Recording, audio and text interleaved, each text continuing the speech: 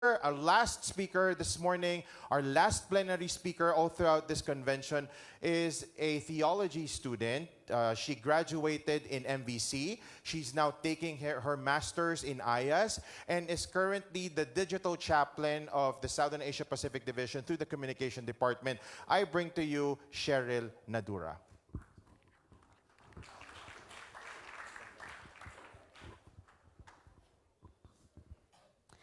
Good morning, everyone. It seems that we are only few, right? But it's okay. So my topic is all about digital evangelism, unveiling its vital role in the modern world, especially for those who are young people. Okay, I have a question before I'll start. We know that we should have the target audience, right? But in the survey, in the range, like, what age most of the people using their digital or cell phones? Like 20, 30, 40, 50, just teenagers.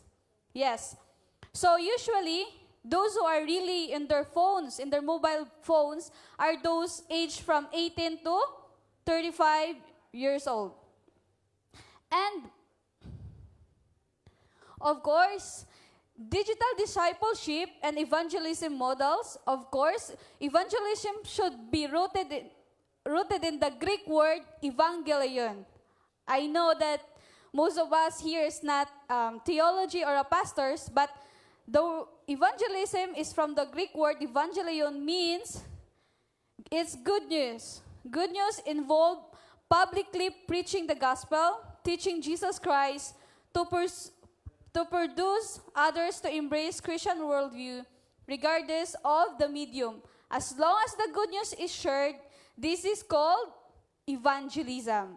So what you are doing is called evangelism, but it is in a digital evangelism. So therefore, digital evangelism extends this act through online realm, utilizing digital technologies such as internet, social media, mobile phones, and to promote Christians' belief, especially Seventh-day Adventists.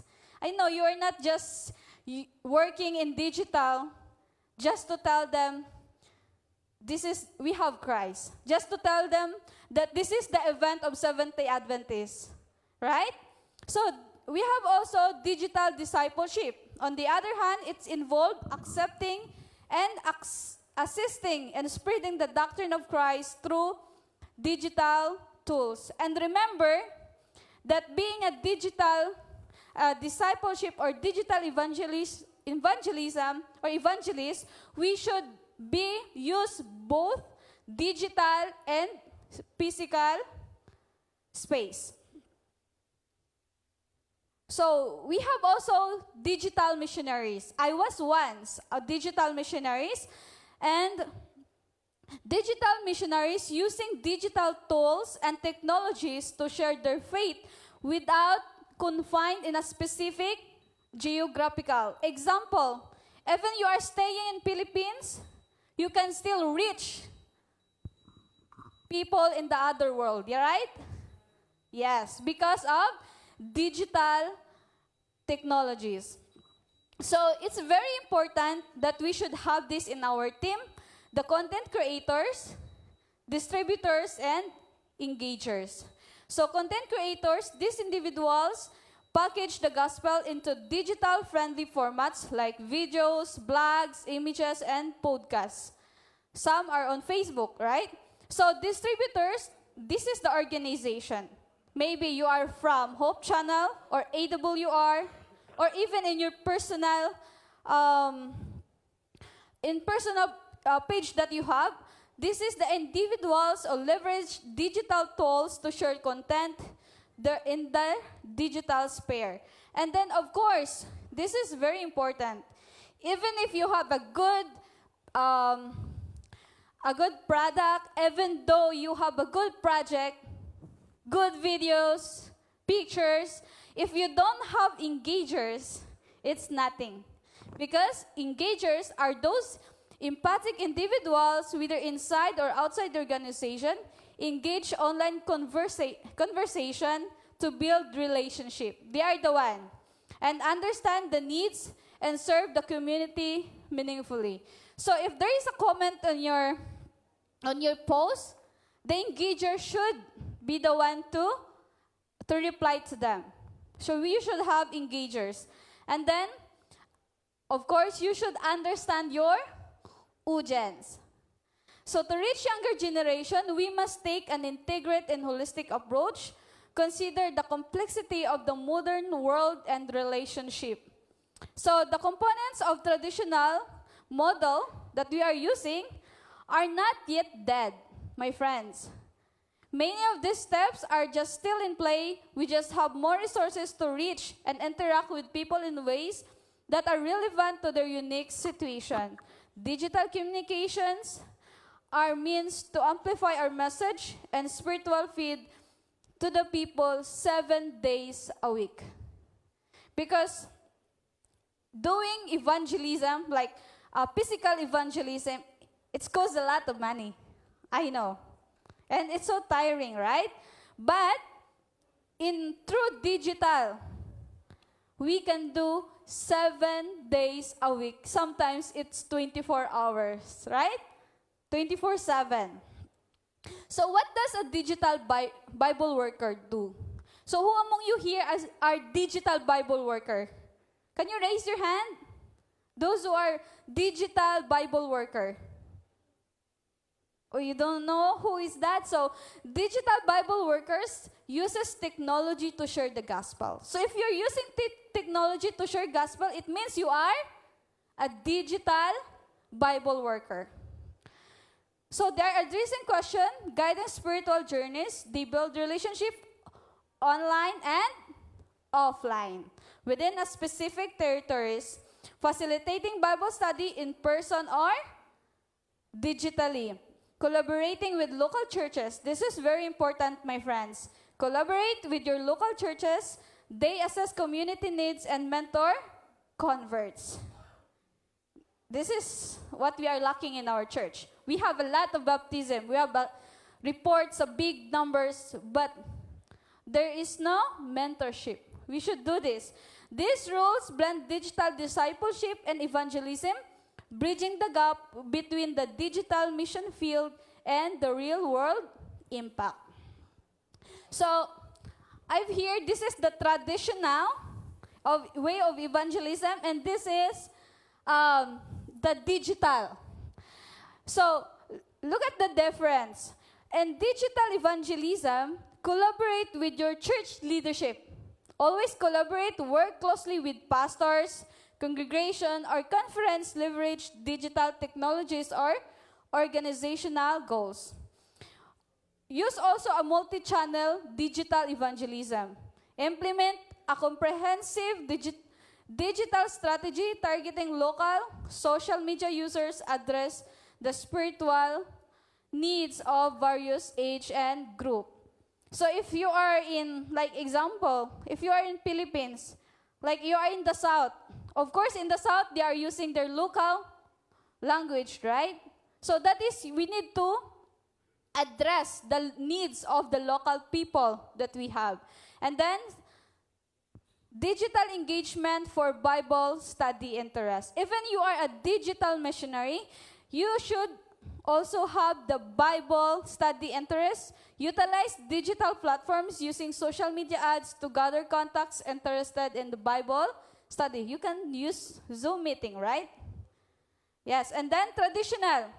In traditional evangelism, we have also guidance and support. The ministry provide honest and open guidance rooted in a biblical principle for young adults seeking the authenticity to ensure privacy throughout digital engagement. Those people, they don't like really digitals, but we can meet them in person. So, in-person meetups, monthly meetups for young adults are organized and promoted through online channels, partner churches, and email, social media. And then last is one-on-one Bible study. Of course, personalized Bible studies are offered in person or digitally. using free video conference tools to accommodate individual preference and needs. So, what does the role of content creator play? Can we read together? Okay, 1, 2, 3, go. Displaying Jesus online. Your digital content should reflect the life and gift of Jesus, emphasizing his character and not self-promotion. It's not about follower counts, but about people discovering Jesus through you, portraying God's truth in all aspects of life and clothing online. So we should remember this. As a content creator, we must display Jesus online. Not just an event. We should reflect the life of Jesus Christ. We are not promoting our church itself, but we are promoting Christ, Jesus Christ. So there's a basic content of creation strategy. Okay, this is the basic. Organize your team. Of course, you should have team. Use your church human resources. Individuals of personal interests and skills, especially those young people. Use them. Use the resources that we have in the church. And then, organize accordingly to the best accomplish of your goals and utilize your church body's strength and talents. Determine the rules and responsibility, and then set up a multi-channel content. Make a calendar that can be shared to every one of your group or your team. Map your content strategy, being sure to take an integrative approach, incorporates both traditional and digital ways of communication. Not just always digital, okay? Don't forget the traditional way that we have. It should be worked together. And then, this is very important. Remember the rule of 7. I don't know if you know the rule of 7. The rule of 7, it is the state that a person needs to be exposed in the message at least 7 times before they take desire of action. As human being, if we see one post, we forget. We tend to forget. But when it keeps on repeating 7 times, we know, oh, I saw this already. I know this already. I remember. So, this is the state, the rule of 7. To develop an effective content strategy, it is important to incorporate, of course, traditional and digital. It should be working together to maximize impact. Digital media is not used in a place of traditional form of communication, but this is an addition as means of amplifying your message to a larger community. Implementing an effective content strategy requires repeated, consistent messaging from multiple communication channels. Plan to repackage your content for different platforms and channels. And then the last, this is not the last, but this is the secret also. If you are a digital workers or digital Bible workers, create an evergreen content. Okay? Remember this one, to ensure greater exposure, consider repurposing the post multiple times. Who among you here is doing this? Yes. Thank you so much. So over several months, schedule the evergreen contents, and then varies it's the wording, the images, posting in a different times and days to reach diverse audiences. Evergreen remains relevant to all of us, allowing your team to focus. Because if you have team and then you keep on changing, it's so hard for them also, right? So allowing your team to focus on creating, compiling posts and resources that can be reused rather than constantly producing the new content. Integrate the new content around this evergreen post at it's become available to maintain consistent posting schedule and steady content flow. And then, Here, I'm almost done, no worry. The basic strategy. Can we, this side, can we read from what number 1 and 2? This side, okay? Incorporate, go. Incorporate strategies. Include digital strategy in short and digital long-term vision. Second, allocate funds for social media. Dedicate funds for social media promotions. We need to have funds, okay? Tell your leaders. And then, third, this area. Third, 3 to 4. Prioritize training. Allocate time for training leaders and staff. Assign social media roles. Identify staff to handle social media duties, even it means of reallocating tasks. Okay, this side, 5 and 6. Support young people in utilizing their digital skills for the church. Utilize free resources. Take an advantage for free resources on SDA. Yes. So if you don't have resources, you can use this sdadata.org. And we are SSD is planning also to open a website where we can find sources. So next is, can we read together? Pray through the process. You have been called to share the gospel via news and events. It's your conference or academy. Let God lead us as you write and edit and photograph. So, this is the story, of course. You see this side? This is Nathaniel. This is coming from my friend from Timor-Leste. I asked them, in your ministry, there is already a product or a people that receive Christ. So I asked them. So this man, Nathaniel, this one is wearing black. He's not an Adventist, but he is listening through AWR.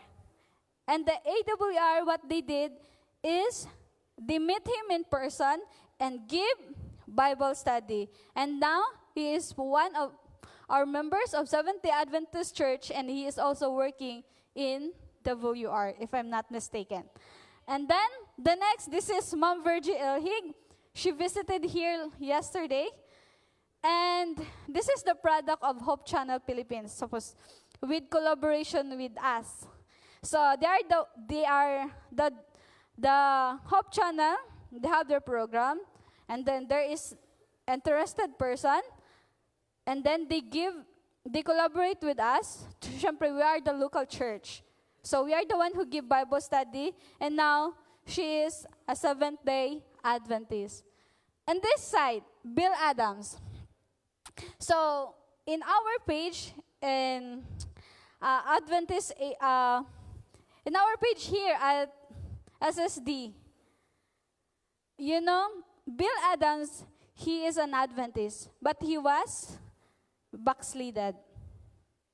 But through our posting, he sent message.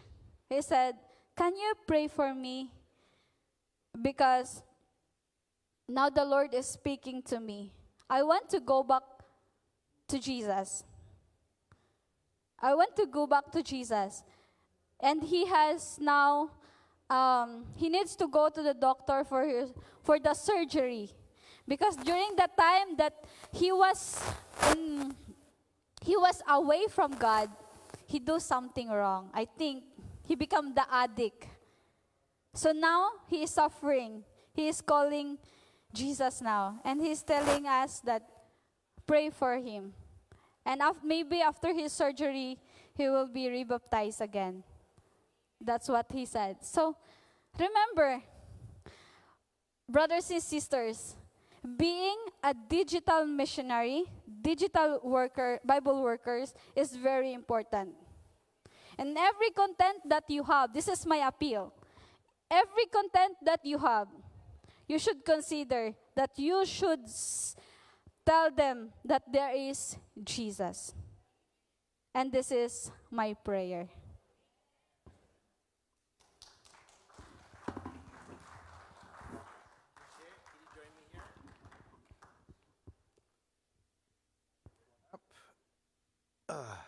All right, thank you. Thank you, She. You know, She, the work that you've done in supporting us in developing this type of material will go far. Your experiences, the workers that are still here, they can understand the importance. What are the challenges, as you were saying earlier? This work is 24/7. What are some of those challenges that we need to be aware about so that we can manage our time and be online for that ministry?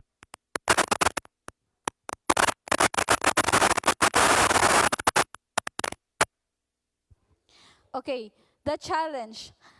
Actually, like example, some people will message around 12 or in the midnight. So it's not part of our work already, right? But we still need to reply to them. Even it's Sabbath, especially Sabbath, they're sending message. So how would you do? Because this is part of our work. We should be also 24/7. We should be always 24/7.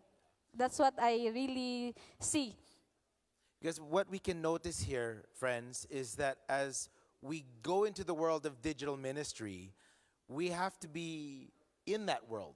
We just can't be there from 8 to 5 and then wait the next day and respond, right? We don't make that type of connections last. It's at that moment. And often someone at their darkest moment in their life, that's that moment when they need the prayer. And if someone had to wait 30 or 1 hour or 6 hours later before someone responds, that could be something between life and death. So if we look at what we're doing in production, that is just the front. What we're showcasing here and what we're trying to implement with some of our unions is to delegate personnel for this vital role, a role that is a lifeline. We might say it's social media. It's nothing. It's like something I do in my pastime.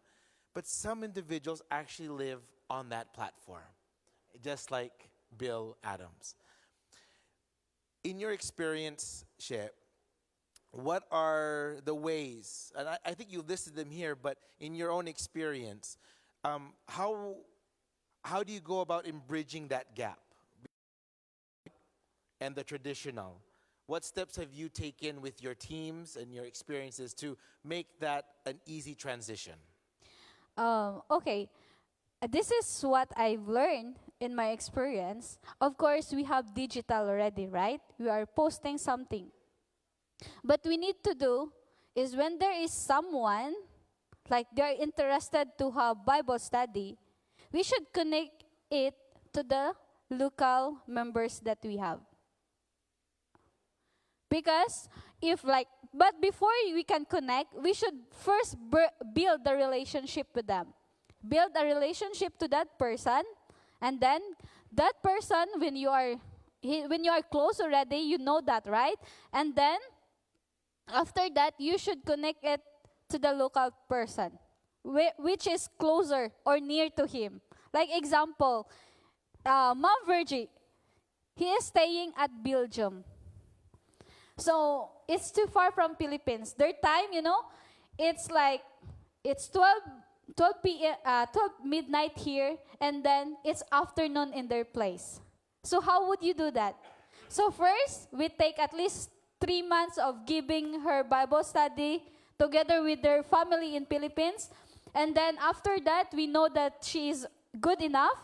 So we find another pastor from Belgium, which is the nearest church. We contacted them and then introduced Mom Virgie to them, and they are the one who baptized her. That's how we do. Thank you. So you can kind of see how much work has to be done on the back end of a lot of our front end productions. Before we end this session, is there any questions from the hall? Any questions for digital on this side here? Evelyn? Hi. So, what is your suggestion when we receive a message of someone that even that they are coming to us, but they are asking for donation or money? Because for me, it's very difficult because we are there and we are preaching about Christ and love, and they come like from some kind of like sometimes orphanage or charity, and they come, well, hi, brothers and sisters, please help us. And we are like, how you can help in this situation? I think, thank you for the question. Actually, that's true that there are some people who will ask some donations or help financially. And personally, we don't have yet, right? We don't have money even.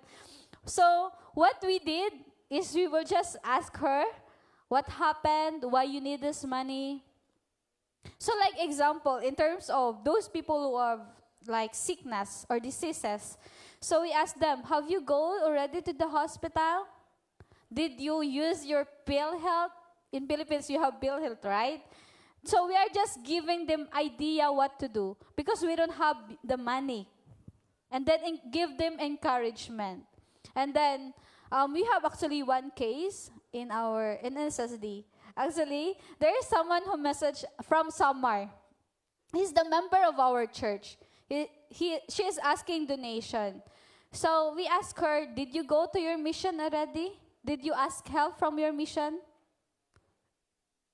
So we need to connect them also. Connect them to the local church. Yes. Okay, anything else? None? None taken? Okay, all right, She, thank you so much for your time and thank you for your work.